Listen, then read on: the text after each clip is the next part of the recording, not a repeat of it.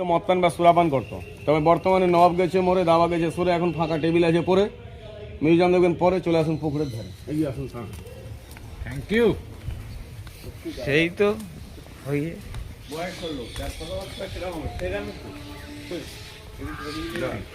দেখুন এটা হচ্ছে, দেখুন পুকুরে, পুকুরে আগে মাঝে মধ্যে রানীরা স্নান করতো। তাদের স্নানের সময় যে দূরে গম্বুজ দেখছেন, চার কোনায় চারটে গম্বুজের মধ্যে চারটে মহিলা সেবায় পাহারা থাকতো।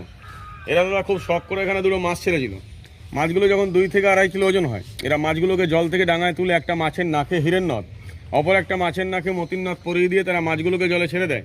মাছগুলি জলে খেলা করতে ওজন হয়েছিল প্রায় 30-40 কিলোর ওপর। তবে বয়সকালে যখন মাছগুলি মারা যায়, এরা পুকুর থেকে মাছ তুলে সামনে দুটো জায়গায় দুটো মাছকে নিয়ে গিয়ে সমাধি দেয়। সেই মাছের সমাধি দেখাবে একটু পরে। এবার যাবেন মিউজিয়ামের ঘরে, আসুন দেখাচ্ছি মিউজিয়ামটা। লম্বা কই নেই কাক